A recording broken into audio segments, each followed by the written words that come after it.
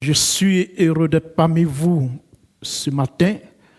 C'est la première fois que j'ai l'occasion, je viens souvent à Lausanne, mais c'est la première fois que j'arrive à Beauvérès.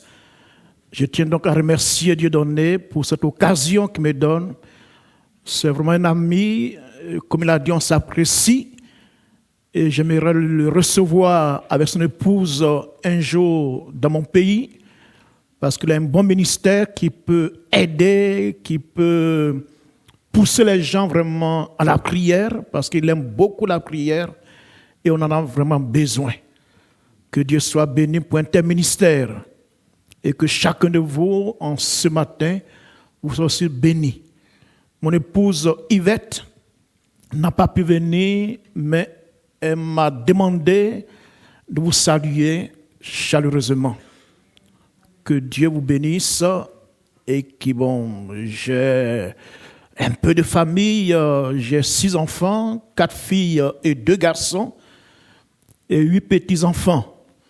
Ça se comprend avec l'âge, c'est tout à fait normal. J'ai 70 ans depuis le 7 janvier 2024, donc avoir 6 enfants, 8 petits-enfants, ce n'est pas extraordinaire. Lorsqu'on atteint un certain âge, voilà, je rends gloire à Dieu pour cela. Et parmi ces 6 enfants, il y a un qui a senti la paix de Dieu, dont je peux dire que l'héritage est assuré. Il est devenu aussi pasteur comme moi. Voilà, donc je rends gloire à Dieu pour cela. Au moins, il y a quelqu'un, donc demain je ne suis pas là, qui suit mes traces. Que Dieu soit béni. Voilà, j'aimerais apporter un message, mais Dieudonné m'a précédé dans la pensée que je vais apporter. C'est pour dire que Dieu est Dieu. Voilà.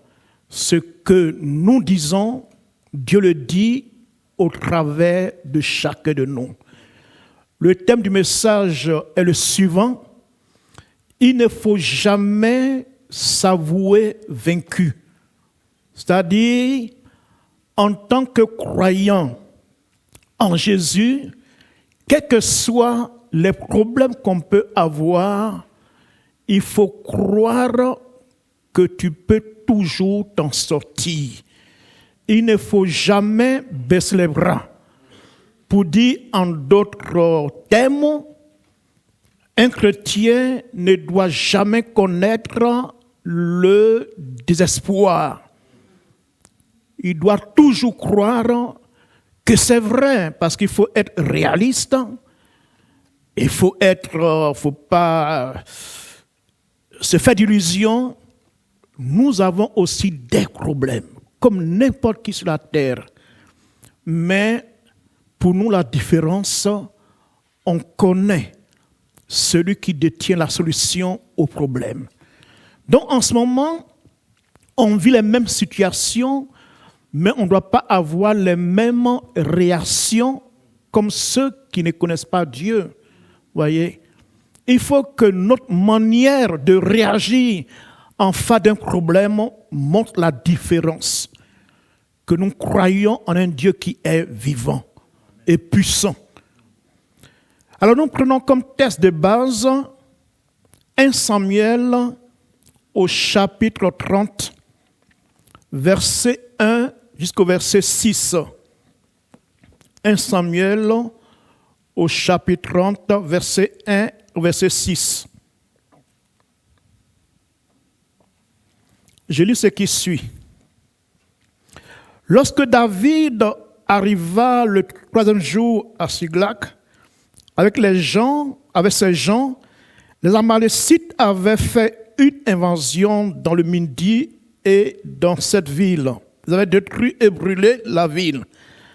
Après avoir fait prisonniers les femmes et tous ceux qui s'y trouvaient, petits et grands, ils n'avaient tué personne, mais avaient tout emmené et s'étaient remis en route.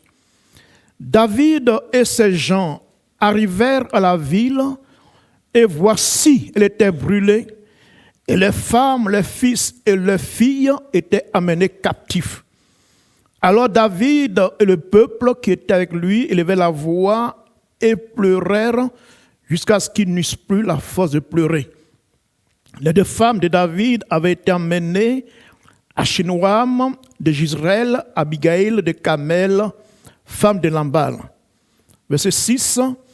David fut d'une grande angoisse, car le peuple parlait de le lapider, parce que tous avaient de l'amertume dans l'âme, chacun à cause de ses fils et de ses filles.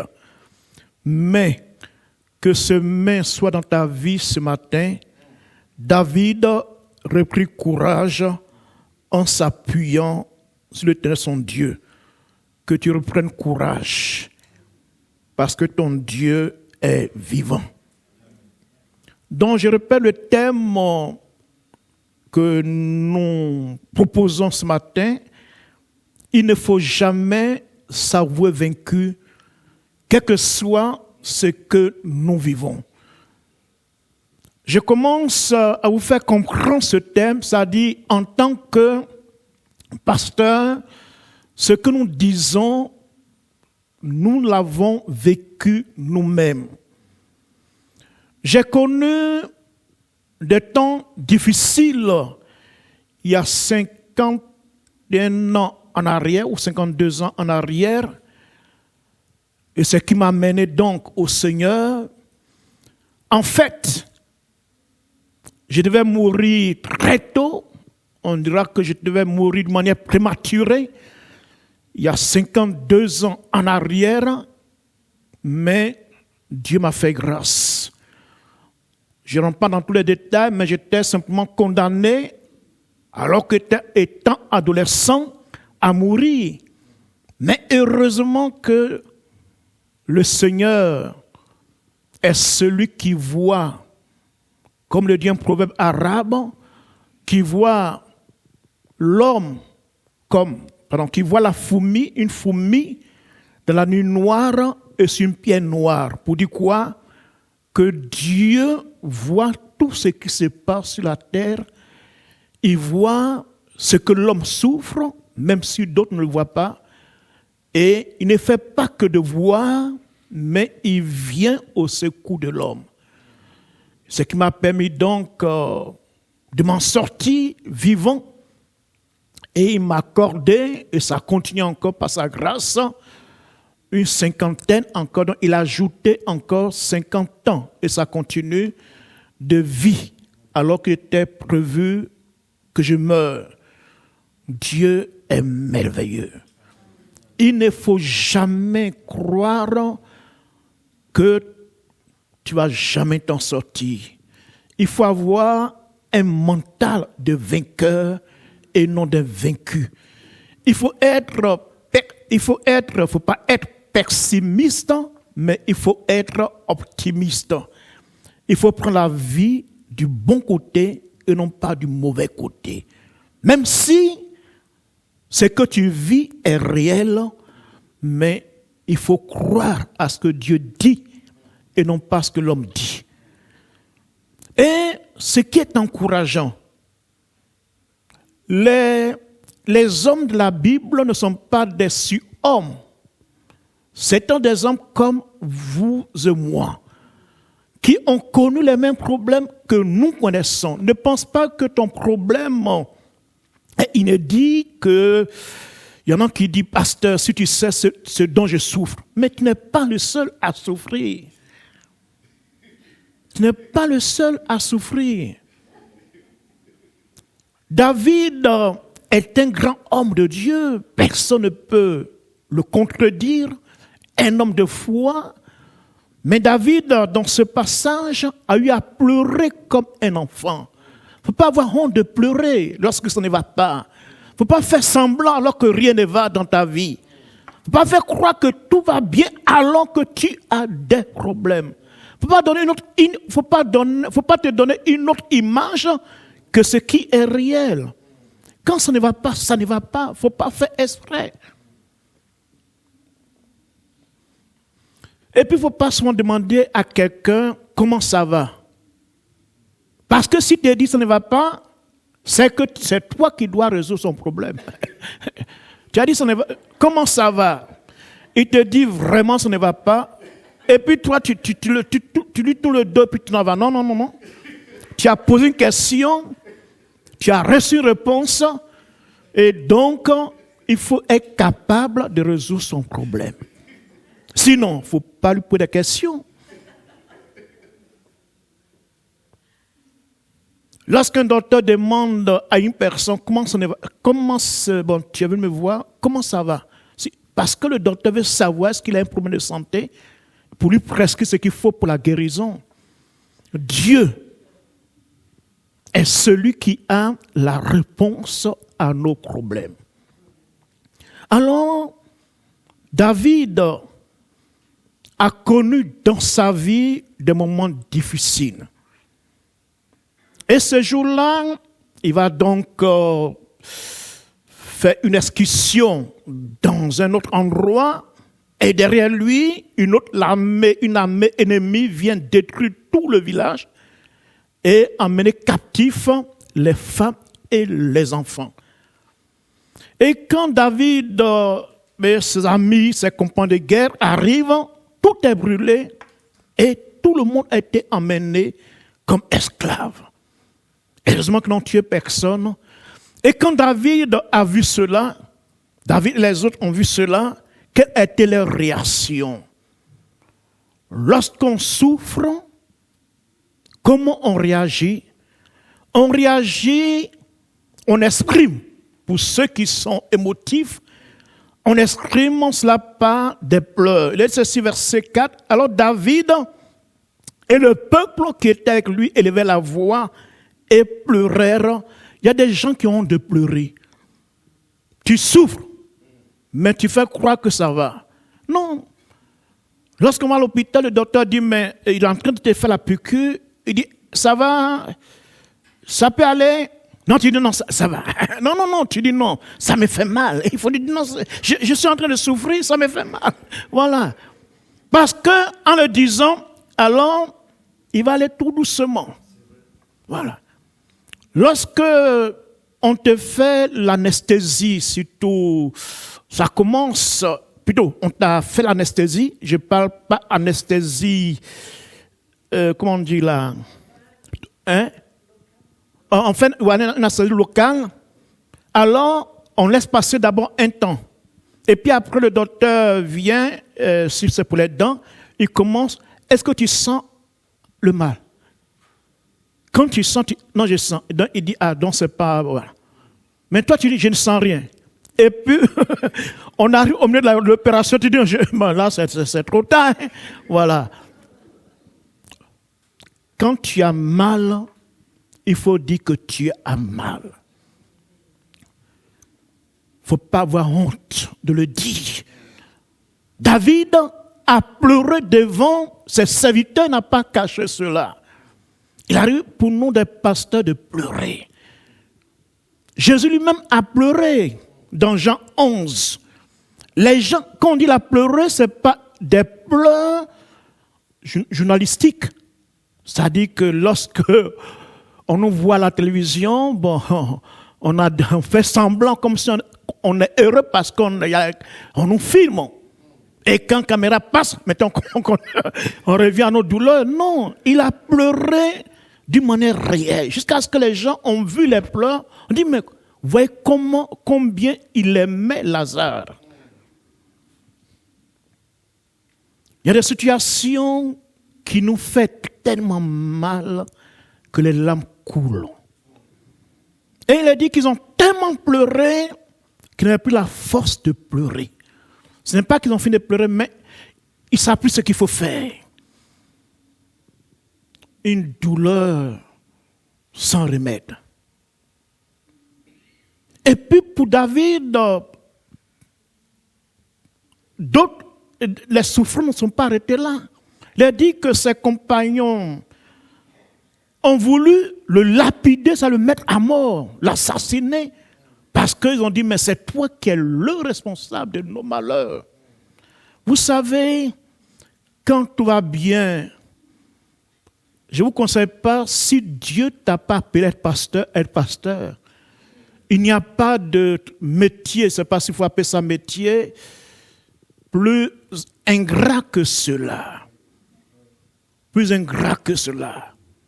Quand tout va bien, tout le monde te loue, tout le monde dit merci pasteur, tu es formidable. Mais il y a des moments où on ne dit pas pasteur, tu es formidable. On dit non, vraiment, depuis que je suis dans cette église, je ne sais pas, mais c'est à cause de toi, il y a des problèmes.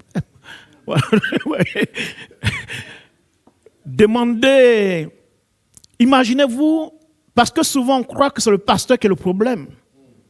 Mais Israël a eu comme pasteur Moïse, mais quand même Moïse, qui n'a pas envie d'avoir comme pasteur Moïse. Mais voici comment ils l'ont maltraité Moïse. Jésus était pasteur des 12 apôtres, mais voyez comment ils l'ont maltraité. Voyez, ce n'est pas une question du pasteur, mais c'est une question de ton cœur à toi. Il a dit, ils ont voulu l'assassiner sur place. On dit, tu es la cause de nos problèmes. Donc David était acculé de toutes parts. Sa famille et les autres ont été emmenés en captivité, défaite totale. Donc tout le monde est dans la douleur et brusquement, tous les autres se lèvent contre lui. Mais on est embarqué dans le même bateau, on est dans le même avion, mais pourquoi vous tournez contre moi? David fut dans l'angoisse. Dans l'angoisse. Ça dit, David était arrivé à l'extrémité, plus de solution. Parce que, humainement parlant, il n'y a pas quelqu'un qui peut le soutenir. Tu n'as jamais senti la solitude dans tes moments difficiles. Personne ne te comprend.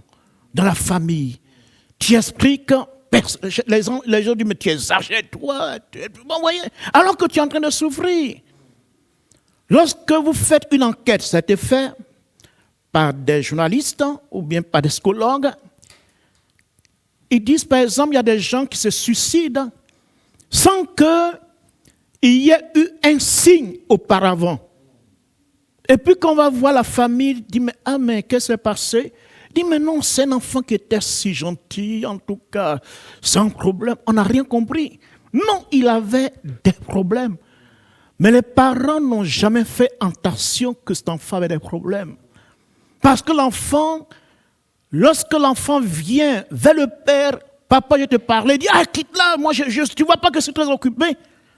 Il n'a pas une oreille attentive. Il vient voir la maman, je te parlais, mais tu ne vois pas que je suis très occupé dans la cuisine. Il n'a pas une oreille attentive. Et l'enfant se replie sur soi-même. Un jour, le drame se produit.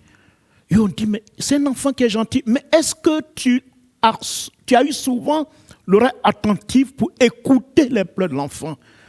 Les doigts de l'enfant, non, tu n'as pas fait. Donc, il n'y a personne qui se suicide par surprise. Hein. On peut sentir cela, on peut voir cela si on est attentif. Chaque parent doit être comme un psychologue pour sa famille. Ma femme souvent dit, mais on dirait que comme elle est dans les soins là, elle dit, on dirait que tu ne te sens pas bien là. Ouais. Mais il y a des femmes qui ne font même pas attention à leur mari. Elles ne s'occupent pas. Tu es un peu dire, toi, si tu exagères, quoi. Non, j'exagère. Non, il n'exagère pas. Il faut t'approcher pour demander, mais tu es un peu bizarre ce matin. Qu'est-ce qui se passe? Il y a des maris, des époux qui ne font même pas attention à les femmes. Voilà. Elle dit, bon, j'ai un peu mal ce matin. Oh, toi, tu exagères tout, tu as des mal, tu as mal. Tu es trop sensible. Non, il faut écouter. Heureusement que David savait qu'il y a quelqu'un qui peut l'écouter. Quand tu as abandonné tous, comme le Seigneur à la croix, tous l'ont abandonné. Et David dit, verset 8, donc il y a une solution à nos problèmes. On a appris à l'école que lorsqu'il y a, mathématiquement parlant, on donne un problème, on trouve toujours la solution mathématique. Et la solution, sur le plan spirituel, c'est quoi? Verset 8. Il dit, David consulta l'Éternel en disant, il faut, lorsque ça ne va pas, la prière est une puissance qui apporte la solution à nos problèmes. Il ne faut pas négliger la prière. Il y a des chrétiens qui s'adossent sur le pasteur. Et il ne prie jamais. Non. La prière la mieux entendue, c'est celle qui vient de ton cœur. Voilà. Parce que cette prière exprime le vrai besoin de la personne. Et Dieu entend cela. David reprit courage, non pas s'appuyant sur n'importe qui, n'importe quoi, mais dit sur l'Éternel, son Dieu. Son Dieu, possessif, montre qu'il avait une communion avec Dieu, que Dieu était vraiment son Dieu. Vous savez, Dieu n'a pas des petits-enfants, Dieu n'a que des enfants. Ça veut dire quoi? Ça veut dire, tu peux avoir des parents qui sont chrétiens, mais tu n'es pas forcément toi. Chacun doit devenir enfant de Dieu. C'est-à-dire avoir une relation personnelle avec Dieu. Il y a des gens qui n'ont jamais lu la Bible, qui n'ont jamais prié, alors qu'ils sont des chrétiens. Non. Dieu veut que tu puisses lui parler. Non pas quand il y a des problèmes seulement, mais à tout moment. Avoir une relation personnelle avec Dieu. Ce qui a permis à David de reprendre courage, de s'engager de nouveau. Maintenant, il a donné aussi le courage à sa troupe et ils sont partis. Si vous lisez la suite, ils ont pu donc sauver tout ce que l'ennemi a pris et rien n'est perdu.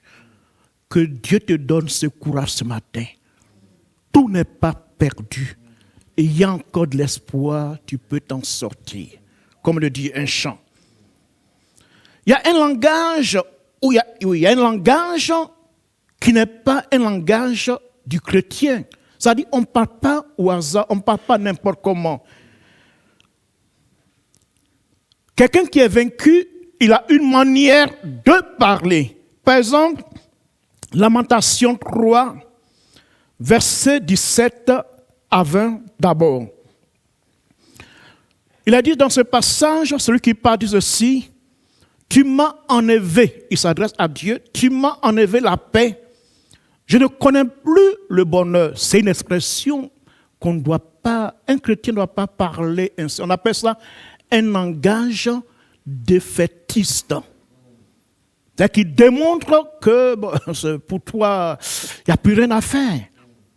Tu m'as enlevé la paix, je ne connais plus le bonheur. Et j'ai dit, ma force est perdue. Je n'ai plus d'espérance en l'Éternel. Un chrétien ne doit pas parler de cette manière. Il y a une chrétienne qui était très malade à la suite d'un accident, qui devait arriver, mais bon. Et puis elle était à l'hôpital, très souffrante. Et des gens sont partis prier pour elle. Et puis elle dit qu'elle est fatiguée. Elle veut partir. Non. Tant qu'il y a encore un tout petit souffle de vie, il faut espérer que tu peux t'en sortir. Il y a des gens qui ont fait des mois de coma et qui s'en sont sortis. Il y en a qui disent non, docteur, il faut le débrancher ou bien la débrancher.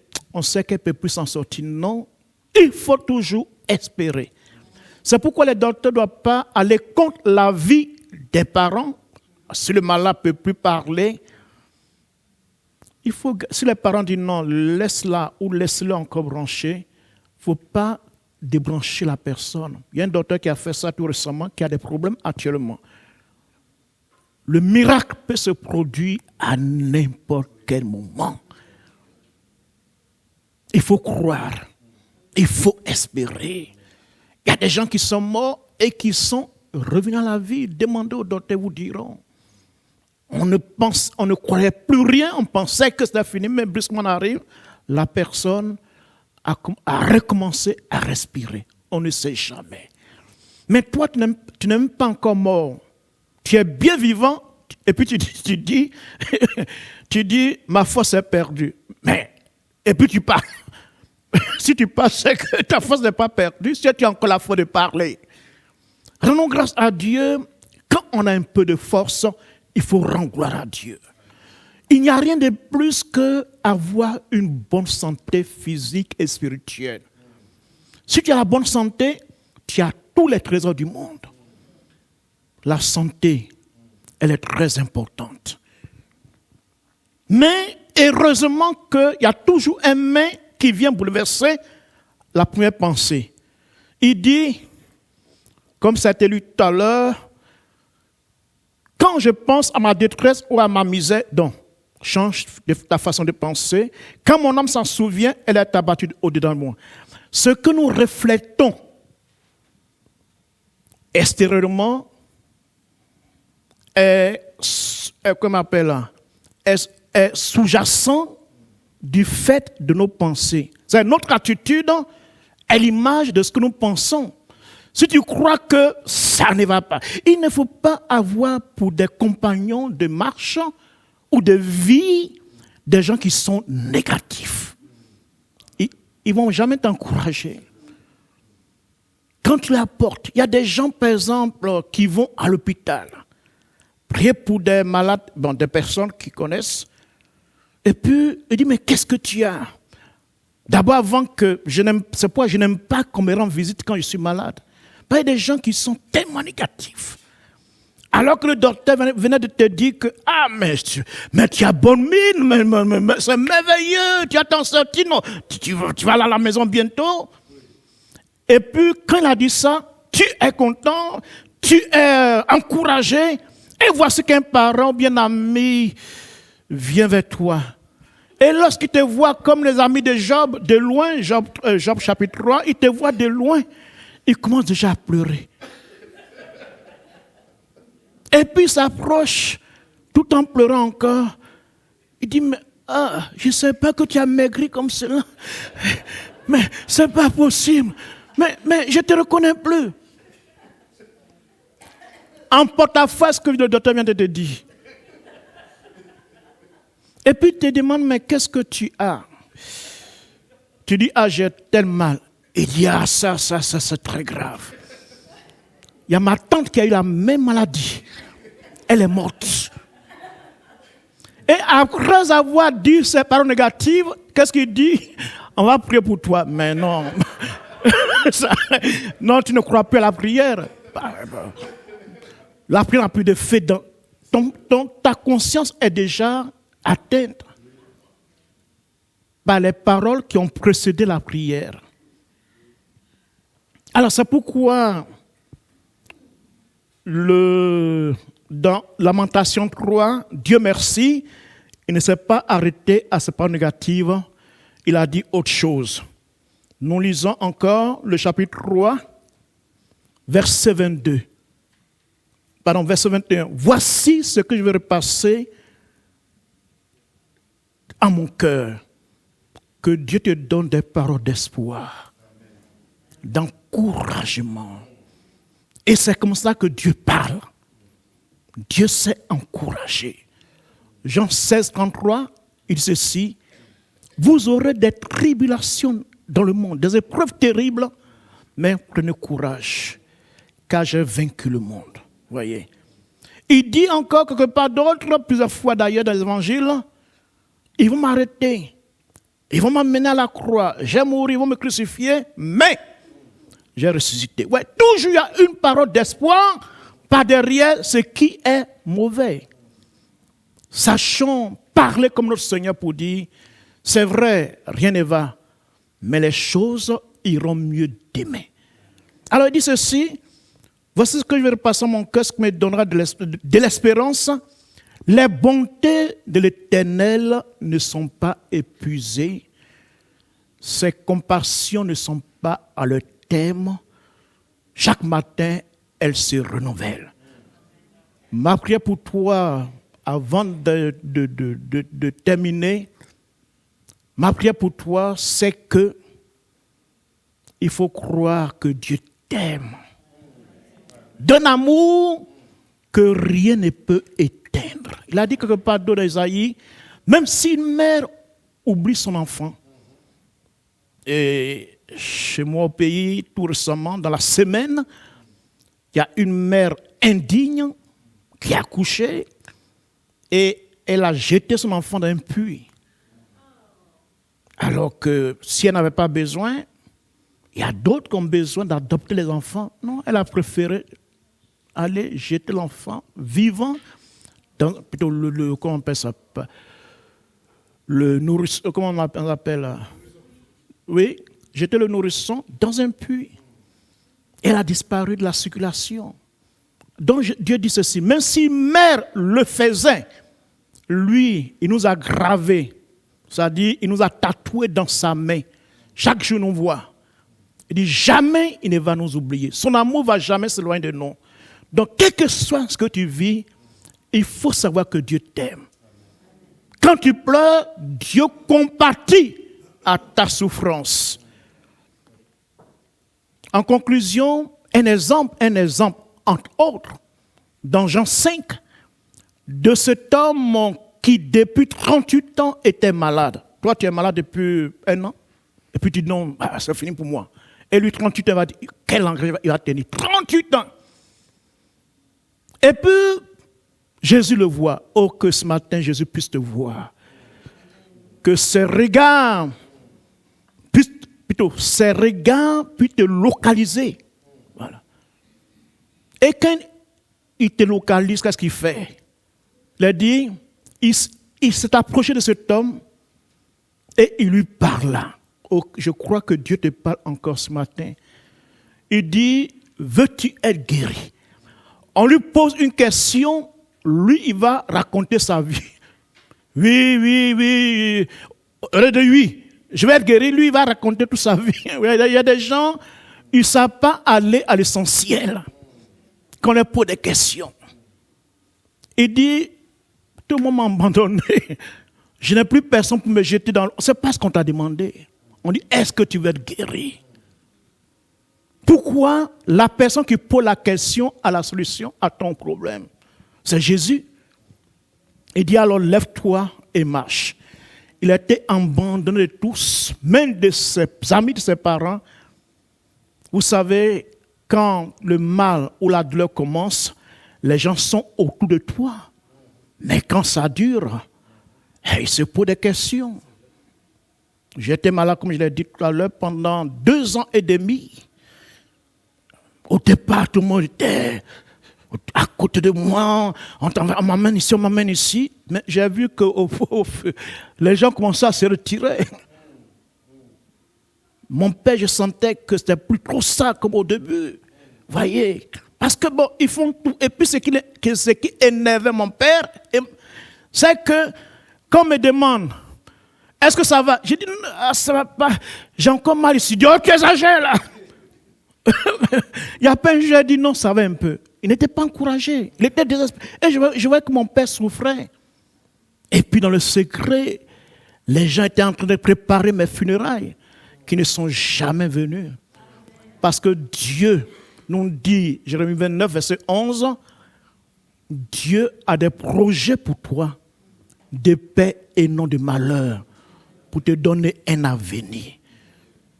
Et après tant d'années de souffrance, 2 ans et demi, j'ai tout perdu. Ça veut dire que j'ai été obligé d'arrêter les études, non pas parce que j'étais un idiot, non, j'étais intelligent. Mais bon, la maladie ne pouvait pas me faire continuer. Mais Dieu avait un autre plan pour moi. Que son nom soit béni. Dieu a un plan pour toi. Il faut croire. Il faut persévérer. Il ne faut pas te résigner, pas dire qu'il n'y a plus rien à faire pour moi. Il y a quelque chose à faire encore pour toi. Jésus est mort, c'est vrai. J'étais en Israël à son tombeau. Il n'est plus là du tout. Il est vivant au ciel des siècles. Il est vivant pour ton salut, pour ton bonheur, pour ta joie et pour ta paix. Il faut croire que quel que soit ce qui se passe, il y a encore de l'espoir. Ce que tu es aujourd'hui, tu ne seras pas comme ça demain. Les choses vont changer. Et tu seras pour beaucoup un témoignage de la puissance de Dieu, de son amour et de sa grâce envers les hommes. Que Dieu vous bénisse et que vous aide à comprendre cela. Reprends courage et continue encore le chemin parce que Dieu veut ton bonheur. En partant d'ici, va avec cette pensée, Dieu veut que je sois heureux.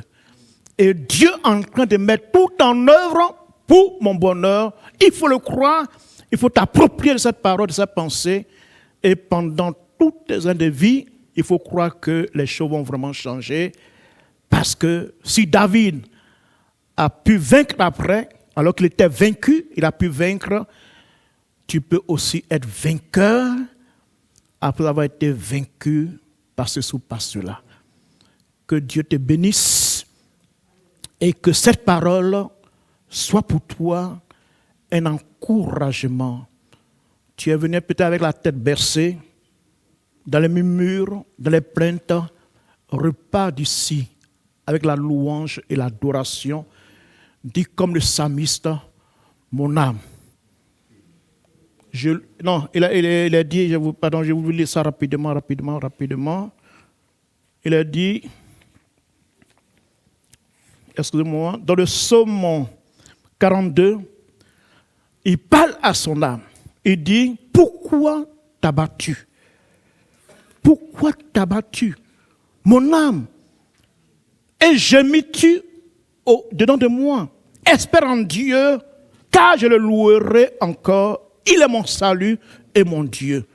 Que la louange remplace les murmures, les plaintes, les gémissements, mais que tu loues Dieu alors que rien ne va. En le louant, alors le miracle se produit dans ta vie.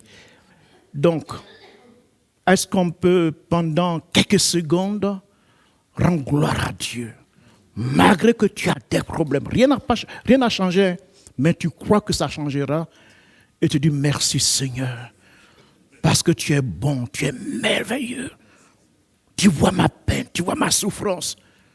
Je suis heureux de ce que tu me vois et de ce que tu es en train d'agir pour ma délivrance.